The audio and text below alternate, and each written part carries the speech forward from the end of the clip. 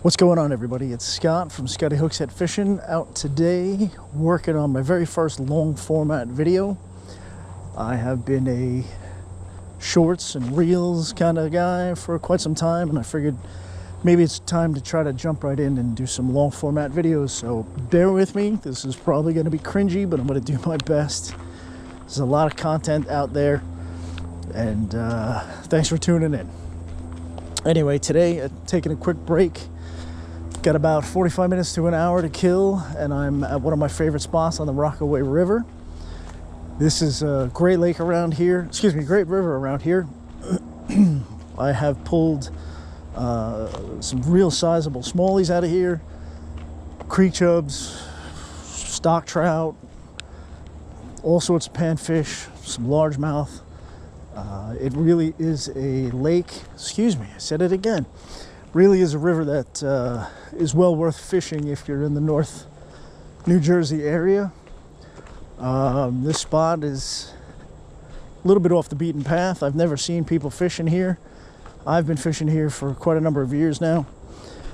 And although I've never seen people fishing here directly, I have seen tons of evidence of people fishing here.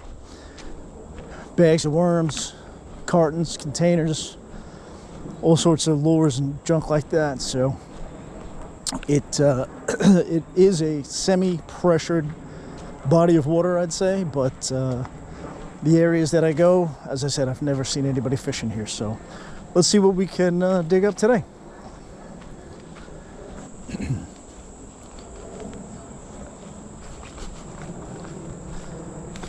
Ooh. So today I have with me my 5.5 foot Ray Fishing Golden Feather Ultralight. Starting out with a 16-ounce NACO ball head jig and a Euro Tackle Metacraw. Typically these absolutely slay around here. We'll have to see how things go today. But one thing I did want to mention while we're kicking it off here, that was a hit already, is the Ray series, Ray Fishing's rods. They're very underrated. There we go. Very underrated, very underrepresented in the fishing community, and I think they're absolutely spectacular rods. There's a nice bluegill to kick it off. Whoa. Come on now, buddy. Take it easy. Take it easy. There's a decent bluegill for this river. Anyway, as I was saying, the Ray fishing rods are fantastic. I've got the Golden Feather Ultralight. I've got the Hummingbird, which is actually my absolute favorite rod at the moment. All rods which I will, at some point or another, hopefully give some reviews. But given that was a good start, I'm sure you can see the bend and the curve. The sensitivity in these rods are absolutely spectacular. The majority of them are solid tips, which is something that is of my personal preference. I know a lot of different people feel different ways about them. I know, like, for example, Victor, there was another hit. Victor over at iFish is not a fan, if I'm not mistaken. And the new rods put out by EPF are solid tips. I absolutely love them. I think the sensitivity is undeniable, and if you have an opportunity, Ray Fishing is a boutique company out of North California, if I'm not mistaken, and if you get a chance, I would highly recommend taking a look at some of their rods. As I said, I have the 5.5 foot Golden Feather Ultralight, the Sensation Ultralight, and the Hummingbird Ultralight, which to me, honestly, the Hummingbird is just an upgraded version of the Sensation. So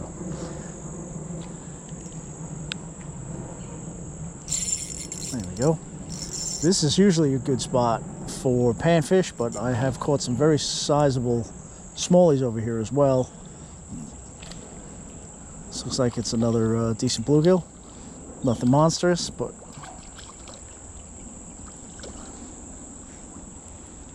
good day of gills is better than the day of skunk. Ooh. These guys all look kind of chunky.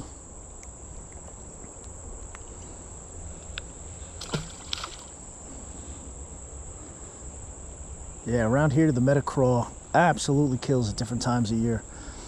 That and the Anaspatera is deadly for the trout, the stock trout that they are often found over here.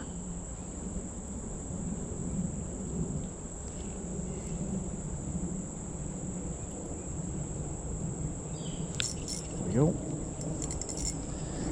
Another one. This guy's definitely smaller.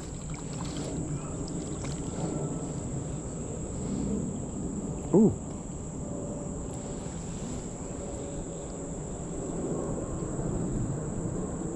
Another decent little bluegill. Nothing spectacular, but we're not winning any fisherman awards with these.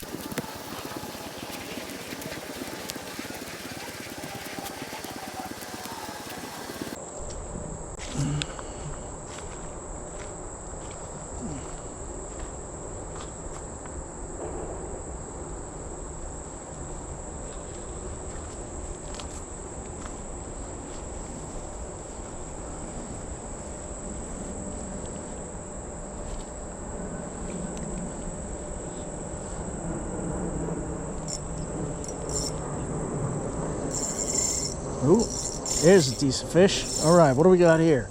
So just walked over here. First cast into this new spot. We're already looking at something decent. It looks like a Smallie. It's tough to tell. Just spit up something. Ha! Come on. Quit with the jumping. I'm using a pretty light line. I want to say this is 4 or 5 pound for Veritas.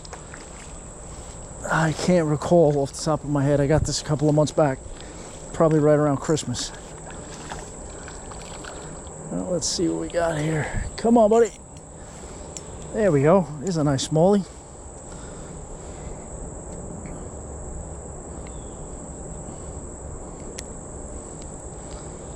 Okay, it's not so bad.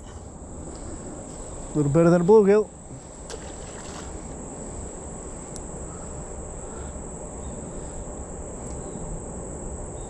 So a couple years back, this river flooded out really badly, and it really changed the entire ecosystem around here. It used to be very easy to identify where you're going to find fish, what kind of fish you're going to find there, and so forth. And ever since then, it's been really hit or miss.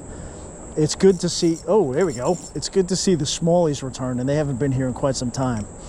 There was a real monster I picked up over here years ago, and if I can find the picture, I will insert it into the video.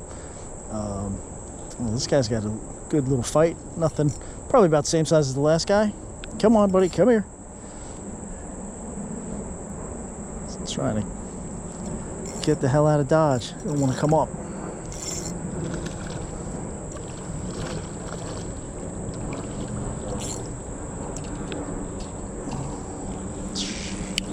Ow, damn it. There we go. Another Smallie. Another small Smallie. There you go. Not the best release, but I can see him swimming around. Hopefully, he'll be just fine. All right. Let's see if we can keep pulling those in all day. That won't be bad. I got stuck on something.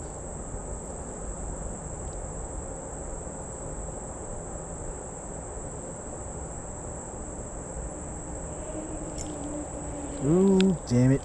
Something hit me, and then I went into the bushes. All right, we're safe.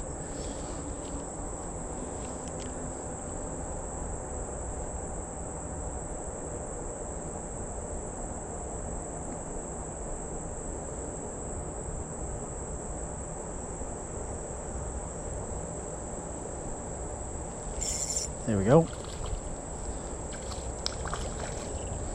And just a little bit of a gill, or some kind of hybrid. No, this looks like a gill. It's just quite a bright stomach.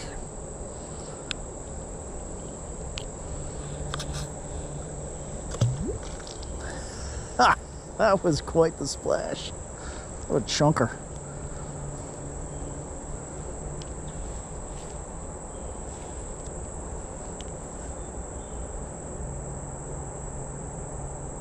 Weather's changed around here lately. It has become much cooler, and we had some real significant rain not quite a week ago, and it definitely seems that the activity level in both the streams and the ponds has picked up as everything's cooled down.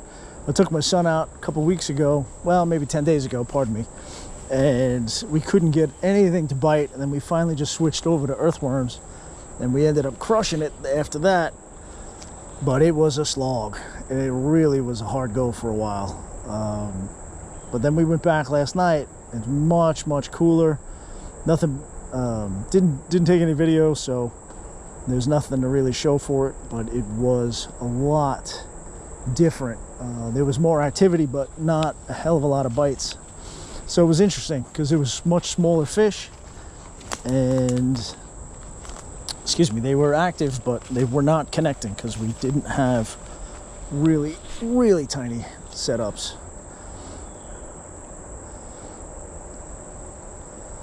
I'm just bouncing on the rocks over here. I don't see anything over here.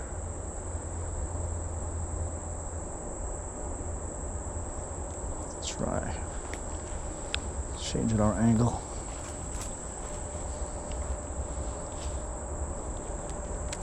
There you go, that's better.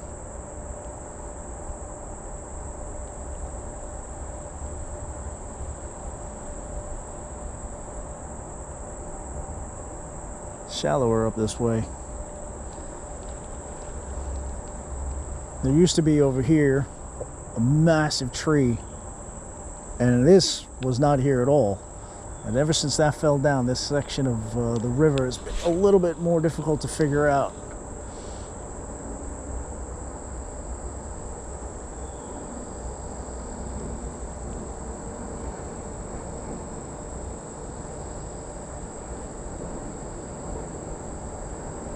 Yeah, let's go back over here. The water was deeper. There's definitely more action over here.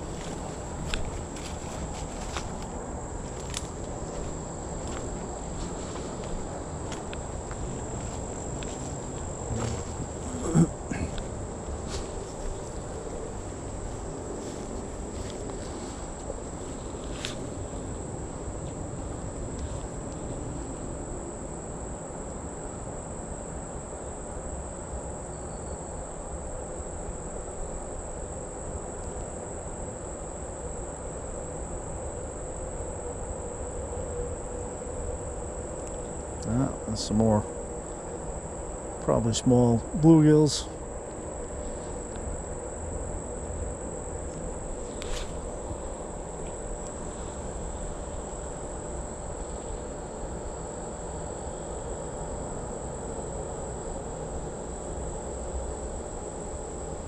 There we go. We got, I think it's just another gill. Started out with a better run than I expected from a gill, but oh, actually, is that a redbreast? It's quite the perniculum flap. I don't think that's a true bluegill. Hey, buddy, I gotta go back to work. Stop getting me wet.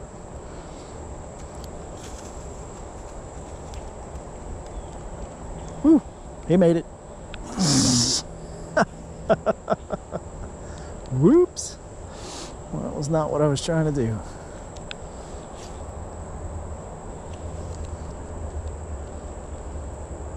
That last one took off like a rocket to the left. I thought maybe he was another Smallie. There you go. Ah, darn it.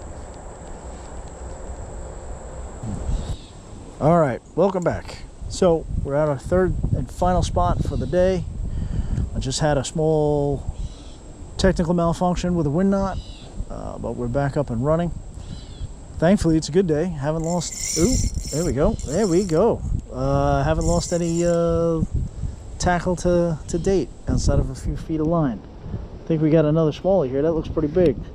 Well, not big in the traditional sense, but bigger than what I was catching before. That's a good fight too. Come on, buddy. Come on, buddy. So, aside from the cringeworthy commentary, I think I need to invest in a microphone with one of those fuzzy muting things on it, because frankly the wind's been blowing all day. Oh yeah, he's a decent size Smallie. Come on, buddy. And oh yeah, biggest one of the, oh boy, oh boy, oh boy, biggest one of the sesh. Not bad at all. Come on, give it up, give it up.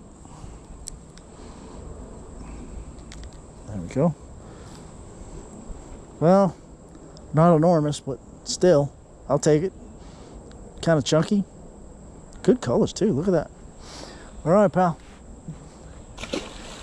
See you later. Anyway, that wasn't a bad way to end the session. Let's just give it one last cast.